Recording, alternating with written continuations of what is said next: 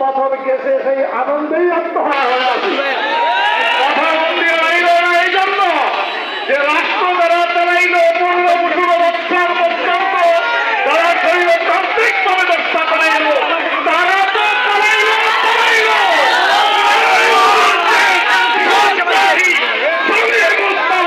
কোথায় কোথায় বলতো খেলা হবে, খেলা হবে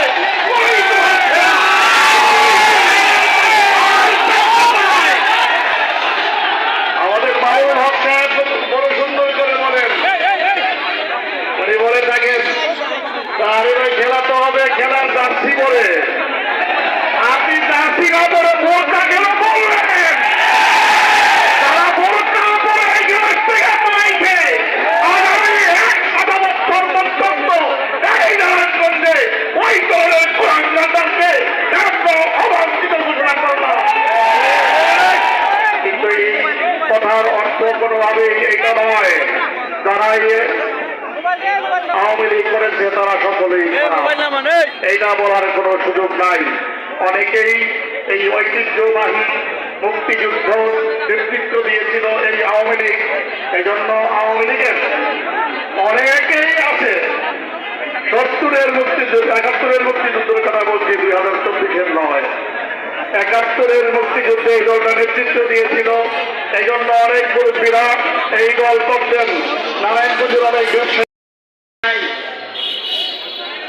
গত 17 বছর বাংলাদেশের মানুষকে রক্তে রঞ্জিত করে নির্যাতন করে জগদ্দল পাথরের মতো আওয়ামী সরকার যে দুঃশাসন চালিয়েছিল, সে দুঃশাসনের বিরুদ্ধে আমরা গত 15 বছর লড়াই করেছি।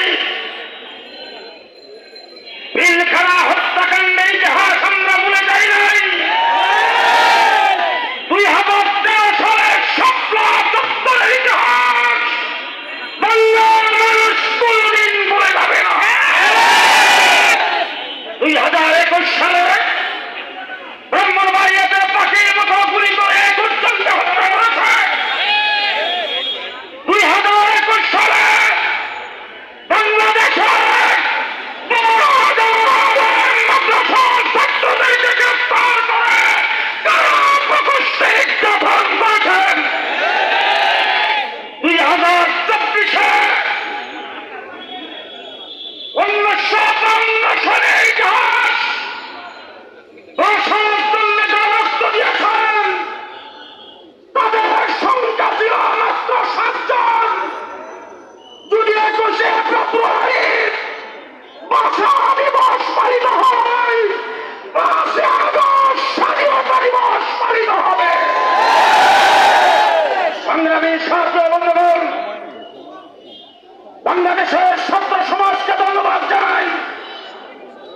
আজকে বাংলার মাঠে ঘাটে রাস্তাঘাটে কোথাও ট্রাফিক নাই, পুলিশ নাই, কিন্তু মাদ্রাসা স্কুল কলেজের ছাত্ররা পুলিশের দায়িত্ব পালন করে যাচ্ছেন। ইউনিভার্সিটির ছাত্রদেরকে বলবো, আলেম ওলামায়ে কেরাম মাদ্রাসার ছাত্রদের অবদানকে অবহেলার নজরে রাখলে চলবে না। আজকে বাংলাদেশের সংখ্যালঘুদের মন্দির গির্জা পাহারা দিচ্ছেন কওমি মাদ্রাসার ছাত্ররা। সংগ্রামী ছাত্র বন্ধুগণ, বক্তব্য নেতৃবৃন্দ রাখবেন, আমি শেষ কথা বলে যাচ্ছি আপনাদের কাছে। 2018 সালের নির্বাচনে আপনাদের এই নারায়ণগঞ্জের কিছু সন্তান মুক্তি মুনি সব বিফল করে নির্বাচিত হয়েছিলেন, কিন্তু কুচুকরি মহল তাকে এমপি হিসাবে ঘোষণা করে নাই।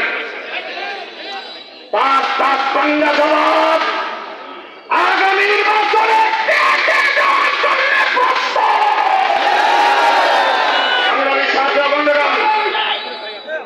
সংগ্রামী ছাত্র বন্ধুগণ, আগামীকাল বাইতুল মুকাররম থেকে বিকাল 3টায় কয়টায়? কবে? একাধিকার আমাদের নায়দানের হযরত আব্দুল আওয়াল সাহেব, মৌলানা ফেরদৌসুর রহমান সহ নারায়ণগঞ্জের হেফাজত নেতৃবৃন্দ আগামীকাল এখান থেকে যাওয়ার জন্য যেভাবে প্রস্তুতি গ্রহণ করবেন, আপনারা কি যাওয়ার জন্য প্রস্তুত? আল্লাহ প্রথম করি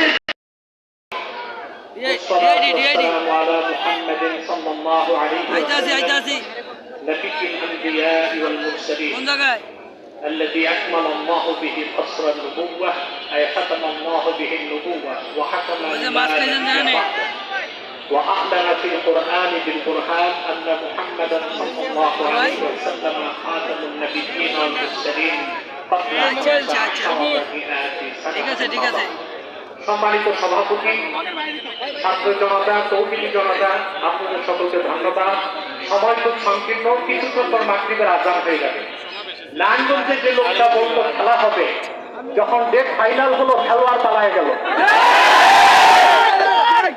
আমি আরেকটি কথা বলবো, শুধুমাত্র ছাত্র জনতার আন্দোলনে এই অভ্যুত্থান হয় নাই। সুদীর্ঘ 15 বছর হেফাজতের নেতৃবৃন্দ কারাবরণ করেছে। শাপলা চত্বরে আমার দেশের কওমি মাদ্রাসার তরুণ সন্তানরা জীবন উৎসর্গ করেছে। ভারতীয় আধিপত্যবাদের বিরুদ্ধে, মোদী বিরোধী, ভাস্কর্য বিরোধী আন্দোলনে বাংলাদেশের ইমানদাররা, ইসলামপন্থীরা জীবন দিয়েছে। সেই ক্ষোভ বিস্ফোরণের আকারে বহিঃপ্রকাশ ঘটেছে ছাত্র আন্দোলনের মাধ্যমে।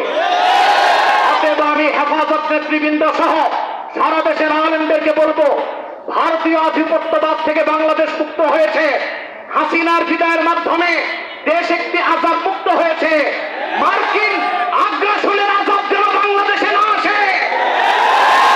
ইউনূস সাহেবকে বলে দিচ্ছি, আলেম ওলামা পীর মাশায়েখদের সিদ্ধান্তের বাইরে যুক্তরাষ্ট্রের কোন এজেন্ডা বাংলাদেশে বাস্তবায়ন করতে দেওয়া হবে না। বাংলাদেশের মুসলমান প্রস্তুতিতে বাধ্য হবে। আখির দাওয়ানা আলহামদুলিল্লাহি রাব্বিল আলামিন। ওয়াসসালামু আলাইকুম ওয়া রাহমাতুল্লাহ।